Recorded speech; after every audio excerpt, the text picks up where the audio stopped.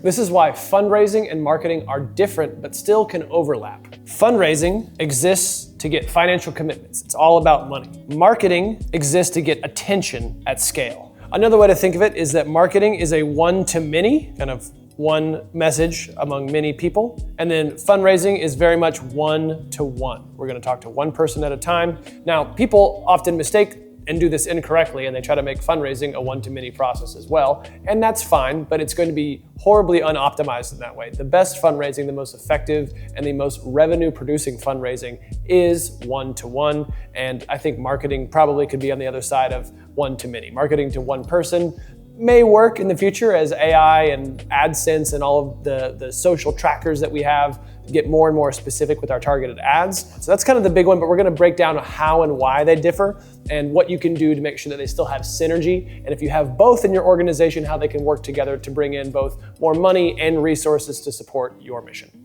Now, some messaging and some of our tactics can certainly fall into both categories, but usually if we're being specific about the desired action and the desired thing that we're trying to get people to do, it tends to split up into two types of communications. So for fundraising, the desired actions might be something like gifts made, calls booked, pledges renewed, lots of things you can track. Whereas marketing might be something like click-throughs, opens, event registrations, etc. You can see how these two things obviously support each other, but fundraising being specific to the person and getting them through the fundraising pipeline, and marketing being kind of a broad base of getting more total eyeballs on your stuff, more total engagement with your organization. Marketing doesn't necessarily have a goal of converting in a specific way. Maybe there is a product you're trying to push, but usually marketing for a nonprofit is all more about visibility and more about people knowing what you do, whereas fundraising is more CTA based or call to action based, where we want them to eventually give a gift at the end of the pipeline. In most cases, and there's of course exceptions to this, so you can call those out in the comments, fundraising is going to be shorter time horizon. I want to engage with someone, cultivate them towards a gift, and then get into a position where I can ask for that gift. Now, of course, that becomes the longer time horizon with that relationship with that donor. We want to steward them after that, ask for a second gift years after when their pledges are paid off, maybe plug them into a plan giving pipeline and eventually ask for something in their estate. But for the most part, we're kind of going short and immediate action towards getting a meeting booked, getting to sit down with them, and then trying to get a gift proposal in their hands. Marketing takes a little bit of a longer time horizon to build brand equity. It takes a lot more interactions that are kind of a one-to-many. They're less meaningful, less personal, less intimate, so they require lots and lots of different stabs over many, many months and sometimes years for people to understand what they do. The first time you see an ad for any company, whether they're nonprofit or for-profit, you may not necessarily want to buy or engage or learn more. Some ads are really strong and they do make you do that, or they do encourage you to do that. But for the most part, it's just getting it in front of your face, kind of getting eyeballs on the stuff. And we don't necessarily have a bottom of funnel idea. There are, of course, ads for all product that kind of push towards bottom of funnel, but a lot of advertising, a lot of marketing, it's just to kind of get the brand in people's minds, is that when they think about charity or when they think about their philanthropic portfolio, they might consider yours as part of their entire spread. To talk about some of the ways that they work together and have a ton of overlap, we of course look first to things like storytelling. Storytelling kind of goes across the divide here because we know that fundraising is built around story and human connection, and telling the story about one patient that you've helped or one person that you've fed or one child that you've housed or saved or something is way more powerful than sharing a bunch of statistics. And same thing with marketing. You know, the best kind of marketing and advertising comes down to the best storytelling, those ads that stick out in your mind and that you say, oh, that moved me so much, or what an amazing ad. It's almost always because they're amazing storytellers and they're able to capture a story in a short number of minutes or less than a minute many times. So we know that storytelling kind of works both ways and works one-to-one, because a single person can tell another person a story, and also one-to-many through video or even just text. Very, very powerful. The next is the calendar of events throughout the year. We want to make sure that we have a lot of crossover here and that we're not operating in two different silos. If you have a fundraising event or a recognition event or a year-end appeal, or you have an annual report that goes out and talks about the wonderful things that you've done. There's so much overlap between marketing and fundraising that if you're bumping up against each other or you're not communicating back and forth on how you spread that out, it makes it extremely difficult to have a consistent message and to support each other. So whether you're a single person who's responsible for both fundraising and marketing, or you have two different people or two different departments that work together, it is critical that you sit down together or sit down with yourself and kind of look at the entire calendar of events for the year and say, okay, what are the things that we need to do? How can we work together? How can we make sure that we're not stepping on toes and we're not overlapping here in terms of our yearly calendar of events? The next piece that goes across the board is content. Oftentimes, especially with bigger nonprofits, it is the case that the marketing department will be entirely separate from the fundraising department or the foundation. There'll be two separate entities. It is much better if you can have one entity that does all of it. If there's one social media page, there's one newsletter page, if there's one central hub, if we collaborate together on the website, but the things that we're producing should both drive the census or program service revenue or the things we're trying to do with marketing, drive the brand forward, and also encourage people to volunteer, to get involved, to give of their time, their money, their resources, their connections, and we can kind of unify the content. If we have two separate content pipelines, it feels disjointed, and we're actually, in many cases, doubling the work that we have for all of the stuff we have to produce. We know that social media is not necessarily an effective fundraising tool, but it is an effective tool in getting donors to understand your brand, into sharing stories, stewardship, so it has a place and is a little bit of a tool in the entire tool belt. It works really well if we can sync those things up. So as we're putting out content, this is text, video, photos, whatever, make sure that we're very much collaborating between the departments, the people, or we're talking about how we're building it out as a whole to not double our efforts.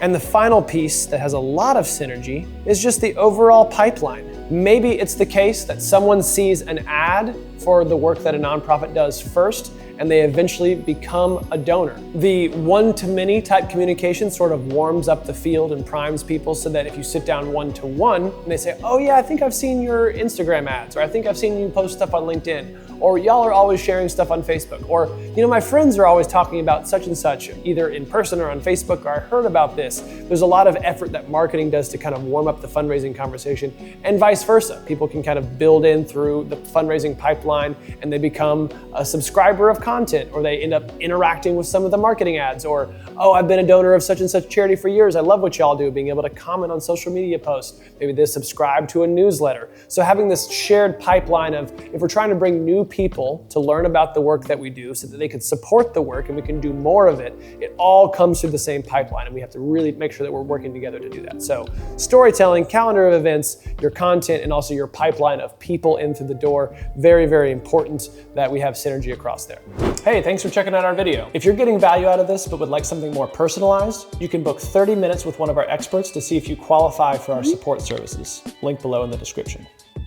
Let's talk about some common things to avoid. All right, vanity metrics. Now, I love vanity metrics as much as the next guy. Speaking of which, if you would like to subscribe to this YouTube channel, I would very much appreciate it. It costs you nothing, and it means a lot to me. I literally check my phone several times a week to see how many subscribers I have, and it gives me a little dopamine hit every time I see the number go up. So if you'd like to give me a little dopamine hit right now, you can hit subscribe. I would very much appreciate it. That is a vanity metric. It doesn't actually help us in the immediate to have more subscribers, but it does indicate that people are engaging with our stuff. This applies to your organization as well.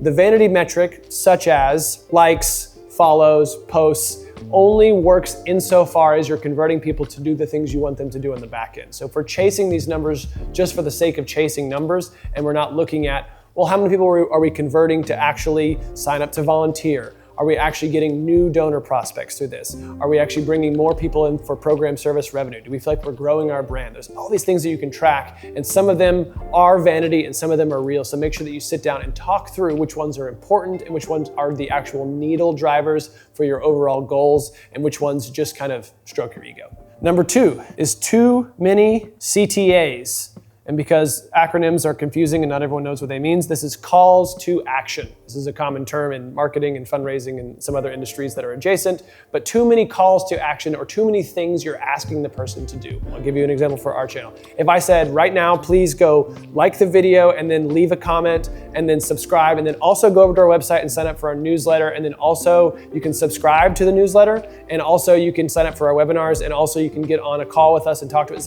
That's like 7 steps, and none of them are related to each other. You can do any one of those things depending on what you feel like you need to get out of this parasocial relationship that we're in. But if I ask you to do all of those things, you're gonna be overwhelmed and probably do none of them, which is totally normal in a human. So if you can, in your own communication, try to have one solid CTA at the bottom of each thing. So if you have a social media post, it shouldn't be like and subscribe and follow and donate and do all this stuff. It's like, check out our website to learn more about blank. That's all you need. And then maybe in the next social media post, you say, if you'd like to support us, you can donate here. Single CTA. This goes for newsletters, it goes for social media posts. The exception is if you have a long newsletter and there's like 3 or 4 outlinks, you can maybe do 2 or 3 different things. But again, you don't want to overwhelm. The more you can kind of guide the user's journey through the pipeline for both fundraising and marketing, the better. And having too many just makes it worse for them and for you. Thing to avoid, number 3, conflicting messages. And you think, I don't have conflicting messages between marketing and fundraising. Well, we see all the time where marketing will say, oh, we're doing great, we're very steady, everything's going quite well, we don't really need any help, we're very robust, we're very strong. And then the fundraisers come and say, urgent, we need this much money by this much time, and it's so urgent, and we're so scared if we don't get this, we're not gonna be able to do this. And it's like, well, which is it? Are you doing well, or is it an emergency? And there's probably some room for both of those things. Probably both are true. But if we don't unify that message, people are like, I don't know what's going on. I have no idea. I'm probably not going to give or support or do anything. And it just kind of looks amateur. So anytime you have conflicting messages, just pay a little bit of attention on what the overall message, for lack of a better term, is to the community, to your constituency, and make sure that it aligns fundraising to marketing. Final thing is what we call orphaned donors. This is a term that means someone who's come in through some pipeline. Maybe they comment on a Facebook post, or they sign up for a newsletter, or they express some interest in our program through our marketing funnel. And because our marketing funnel and our fundraising funnel are not connected, that person never gets over to the fundraising department. If someone comments on your Facebook post, oh, this is beautiful, what a wonderful story, the best thing you can do is try to follow up with them and say, hey, thanks for commenting and engaging with our stuff. I'd love to tell you more about blank, blank, and blank. Would you mind connecting on LinkedIn, meeting me for coffee? Can I give you a call? Here's my email. Do you want to sign up for our thing on our website? Not everyone's going to say yes to this, but if you have someone who's expressing interest, the best thing you can do is express interest back and be like, look, we're a human. We're a real person that you can talk to. And yes, we're an organization, but we're made up of like 17 very normal staff people who are just trying to do some good for the world. So we'd love to talk to you and learn more about why you chose to support us just by giving us a comment. What are the other things that you might be interested in doing? So we really want to avoid this orphan donors and make sure that we have our pipelines aligned. To wrap up, here's just a quick checklist of things that you can steal for your own program. I'm gonna run down this pretty quick, but feel free to use any of these as you're working on building that synergy between marketing and fundraising. First question you should ask is, do we have a singular case for support? A singular paragraph, series of paragraphs on why someone should donate or get involved or pay attention to the work we're doing? Why is the work that we're doing important, and what's our overall message to the community? It should be pretty much identical, marketing to fundraising. So singular case for support. Are we tracking the handoffs between the one-to-many and the one-to-one? What are the different channels of, like, does someone comment on something? If they subscribe to a newsletter, if they show interest in one of our products, if they come to one of our events, if they're captured in some way and they go, hey, I think the charity that does this, this, and this is pretty great. I really like the stuff they do. If someone expresses interest and we know about that, do we have some sort of procedure in place to push them into the fundraising department? Or if you're the same person doing marketing and fundraising, do I have some sort of internal system in place where I will just always reach out, or I just give them a quick phone call or send them an email? Whatever your process is, have something in place where we don't have those dead leads, where you've done all the work to make the beautiful marketing message and capture them, and then you don't hand them off on the other end. Next is, do we have one CTA or call to action per thing, per post, per e-newsletter, per mail that we send out, per communication, whatever we're doing? Do we have one set of instructions of like, hey, if you think that what we're doing is great and you like this message, here is what we would like you to do. Here's how we need help. A lot of people are like, yeah, I'm happy to help. But if they're faced with 7 options on how to help, they're like, I don't really know which one I will enjoy. I don't really know which one's going to be most impactful. But if we guide their journey and say, hey, if you want to help out, you can donate. If you want to help out, we're looking for volunteers right now. If you want to help out, we have this event coming up. We have a 5K coming up. We have a donor thing coming up. Whatever we want to do, but 1 CTA per thing that goes out usually helps. This goes for web pages as well. The next question to ask is, are we balancing our one-to-one and one-to-many communications? Are we making sure that we're spending enough staff time to do both things, and that if building our brand is important, we're spending the right amount of time on that? If revenue and growing our fundraising and growing our total volume is important, we're spending enough time on that. There are people who will have a natural extroversion about them, and they'll do a lot of one-on-one, they'll do a lot of fundraising, and the brand tends to suffer. We have a lot of other people who don't like going out and talking to people, and they're much more comfortable behind their desk, and they're gonna do way more marketing where they can be a little bit safer and a little bit more anonymous. And people's natural skill sets and tendencies will tend to make you lean one way or the other. Neither are right or wrong, but just make sure that you're playing to your strengths, you're aware of where your comforts are, and you're balancing it based on your North Star goals. All right, last 2 here. Do we publish our outcomes or our impact to our audience regularly? This is something that really helps in both ways. Just like we can tell a story about someone we've helped, and that is both a marketing asset and a fundraising asset. If we talk about, hey, we raised this amount of money and we spent it in the following ways, and now it's this, that works well with marketing because it shows this is what we do for people, and it works well in fundraising because it reinforces the people who have already donated to perhaps give again or to help find other people who can also donate so they can grow the mission even further. It's so much easier to talk about the amazing things if you have things to talk about and you're not just talking in generalities, saying, look, this is this person that we're able to help in this way, we're able to help 500 people do this, and you're publishing those all the time. You're kind of bragging about the good that you're doing in the world. It's not necessarily vanity, it's just saying, hey, we're working really hard to make some good happen in the world. Here's what we're doing. If you want to come alongside us, please consider doing these things. We'll make sure that we're always talking about that and publishing it. All right, final thing here. The question is, do our tracked metrics or the data that we look at on a regular basis include both marketing and fundraising? It's pretty easy to fall to one side or the other, and usually the phrase, what gets measured gets managed, tends to ring true. So the things that we talk about and we put front of mind and we speak about in our staff meetings and we look at our monthly goals, if we have a good split between, hey, we're trying to build equity around our brand in this way and grow our audience, grow our Instagram or LinkedIn or Facebook or YouTube following, and then we're also trying to bring more donors into the fold and renew the current donors and upgrade them and increase our event attendance and all these things, but having enough balance in both buckets that we can do both at the same time.